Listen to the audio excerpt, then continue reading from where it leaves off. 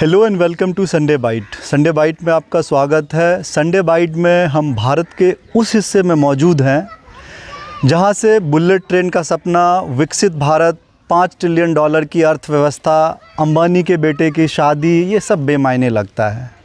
यहां सरकार की ट्रिकल डाउन पॉलिसी भी विफल नज़र आती है। हमने इस क्षेत्र के कई मुद्दे को रिपोर्ट किया है कई चैनल के माध्यम से, और मैं दावे के साथ कह सकता हूँ यहाँ के लोग आर्थिक, सामाजिक और राजनीतिक न्याय से वंचित है। उसका कारण है, आप देख सकते हैं, हर साल विनाशकारी बाढ़ के आने से यहाँ के लोगों का घर बर्बाद होता है, यहाँ के लोग बेघर होते हैं, गांव का गांव डूबता है, मवेशी का नुकसान होता है, किसानों का फसल भी बर्बाद होता है। किसानों और मज़दूरों की जो खेतिहर मज़दूर है, उनकी लाचारी और बेबसी को देखकर मन का दुखी होना स्वाभाविक है। मैं आपको बता दूं, यहाँ के लोगों की जो ये तबाही और बर्बादी का कारण है वो कोसी, महानंदा, गंडक और बागमती नदी का जल स्तर बढ़ना है। और मैं आपको बता दूं, पूरे भारत में बिहार ऐसा राज्य है जो सबसे ज़्यादा, सबसे सर्वाधिक बाढ़ग्रस्त राज्य आप कह सकते हैं। और ऊपर से स्पेशली आप जो नॉर्थ बिहार है जहां मैं खड़ा हूं, वहां की 76% आबादी बार बार आने वाली विनाशकारी बाढ़ के चपेट में आता है, जहां हर साल बाढ़ के कारण कई लोग मरते भी हैं। ऐसा नहीं है कि इस तबाही और बर्बादी को रोका नहीं जा सकता। इस तबाही और बर्बादी को रोका जा सकता है, तब रोक सकते हैं जब राष्ट्र की संपत्ति या राज्य की संपत्तियों का बराबर, कह सकते हैं, समान रूप से वितरण हो, जिसे अंग्रेजी में इक्वल डिस्ट्रीब्यूशन ऑफ वेल्थ कहते हैं। मैं आपको बता दूं, भारत सरकार ने सबसे पहला प्रयास इसे रोकने का या नियंत्रित करने का 1954 में किया था। 1954 में जब राष्ट्र बाढ़ नीति बनाई गई थी, जिसके तहत 1954-1964 में भारत और नेपाल के बीच कोसी समझौता हुआ था। उस समझौता के अंतर्गत कोसी ब्रिज या महानंदा, कोसी ब्रिज जिसे भीमनगर बैरेज भी कहते हैं, वो बना था।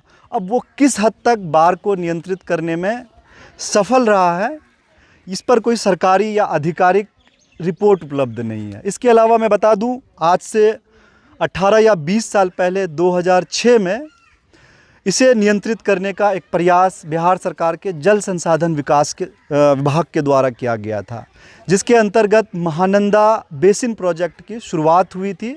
अब वो प्रोजेक्ट आज 20 साल के बाद भी कहाँ तक पहुँचा है, इसकी भी कोई आधिकारिक सूचना नहीं है। और मैं आपको यहाँ बता दूँ कि इस क्षेत्र को बाढ़ के प्रकोप से बचाने का या बाढ़ को नियंत्रित करने का एकमात्र ऐसा समाधान है जो कोसी या महानंदा बेसिन प्रोजेक्ट था।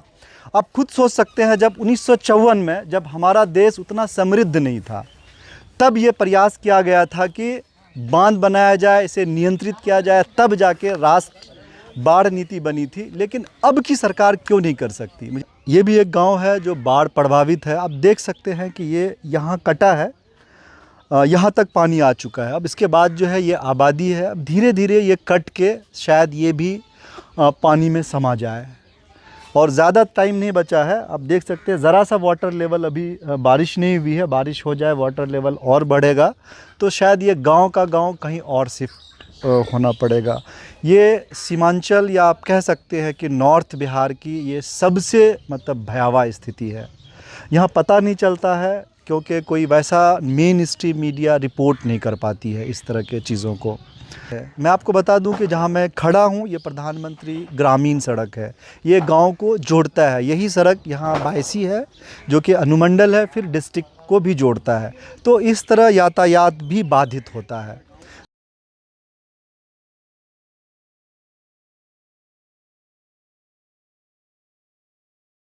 मैं आपको दिखा रहा हूँ कि ये देखिए जो सिचुएशन है यहाँ, ये नदी है, नदी का पानी है। अब नदी एग्जैक्टली कहाँ है, लेकिन यहाँ तक आ गया है। उसके बाद किसी तरह से मिट्टी भर के इसे ऊंचा किया गया है। उसके बाद ये गड्ढा है, फिर ये घर है। अगर शायद ये ऊंचा ना किया होता, अब तक ये पहुंच चुका होता और शायद किसी का घर कट रहा होता। अब देख लीजिए, घर पे भी जिसे बोल्डर कहते हैं, बोरा वगैरह डाल के, ताकि किसी तरह इस घर को सेव किया जाए। मैं आप यहाँ के लोग या तो खेतीहर मजदूर हैं या फिर माइग्रेंट लेबरर के रूप में दिल्ली, पंजाब जैसे महानगर या राज्यों में काम करते हैं।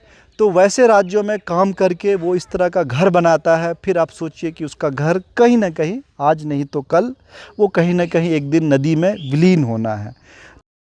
सरकार क्यों नहीं इस तरह के चीज़ों को ध्यान देती है, या फिर यहाँ का जो नेतृत्व है, नेता है, स्थानीय लीडर है, वो शायद यहाँ की जो आवाज़ है वो संसद तक या असेंबली तक नहीं पहुँचा पाता है, इसलिए यहाँ के लोगों को नज़रअंदाज किया जाता है। ये था हमने सीमांचल की, या फिर आप कह सकते हैं नॉर्थ बिहार की एक भयावह स्थिति है जो हमने आपको दिखाने की कोशिश की। मैं चाहता था कि ये ब्रॉड डे लाइट में एटलीस्ट आए, लोग इसे नोटिस करें, इनकी जो समस्या है वो कम से कम उनका समाधान हो, चाहे वो जिस स्तर पे भी हो। मिलते हैं फिर संडे बाइट में, देखते रहिए हमारा रिपोर्ट और हमारे चैनल को सब्सक्राइब कीजिए, ज़्यादा से ज़्यादा शेयर कीजिए। तब तक के लिए धन्यवाद।